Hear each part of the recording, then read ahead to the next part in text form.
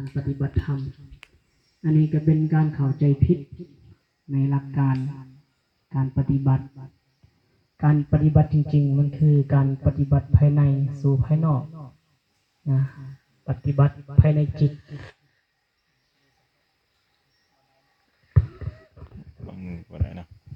โดยเฉพาะในสติปัฏฐานสี่องค์ที่ว่าเห็นจิตในจิตเห็นธรรมในธรรมเนี่ยก็ถือว่าละเอียดในการเอาศึกษาจริงๆนะโอ้ตามการที่เขาไปเห็นตามสภาวะความเป็นจริงของจิตมันบ่ง่ายเด้แต่ว่านั่นแหละคือการปฏิบัติจริงๆกายเวทนาจิตธรรมบ่นอกจากนี้ถ้านอกจากนี้เนี่ยถือว่าใส่บ่ได้ ถ้านอกจากกายเวทนาจิตธรรมใส่บ่ได้การปฏิบัติของเฮาถือว่าขาดเคลื่อนพลาดเป้าการปฏิบัติของเฮาบ่เป็นไปเพื่อความเบื่อหน่ายคลายกำหนัดถ้าเฮายังปฏิบัติอยู่ในสติปัฏฐานยอมเป็นไปเพื่อความเบื่อหน่ายคลายกำหนัดเพราะว่าหลักการปฏิบัติจริงๆนี่ต้องประกอบด้วยซุมนี้เนาะเวทนากายเวทนาจิตธรรมนี่คือหัวใจหลักของการปฏิบัติธรรมขันเราเห็น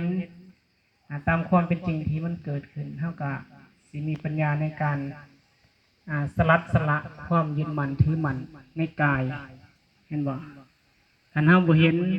โทษในความเป็นโทษในกายเฮากับสิมีปัญญาในการสละในกายออกเด้เฮากับสิยึดมั่นถือมั่นในกาย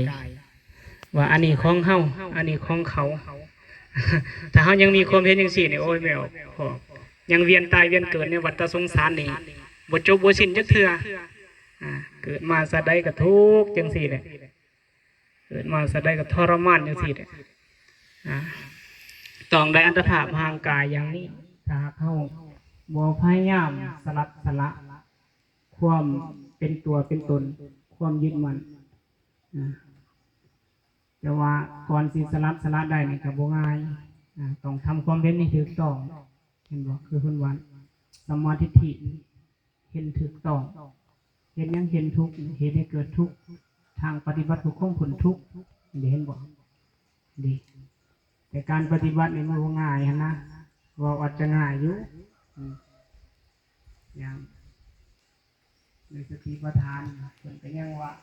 เครื่องสวยปฏิปทาก็ต้องเอามรรคมีแผดมาสวยเอาอริยมรรคมีแผดมาสวยในสติปัฏฐานเอาแต่สติปัฏฐานอย่างเดียวก็บ่ได้ต้องเอาอริยมรรคมีแผดมาสวยทำความเห็นให้ถูกต้องแจกออกมาไปสู่การกระทำที่ถูกต้องสัมมาวาจาเห็นบ่ลงไปเรื่อยๆจนหอดสมาธิ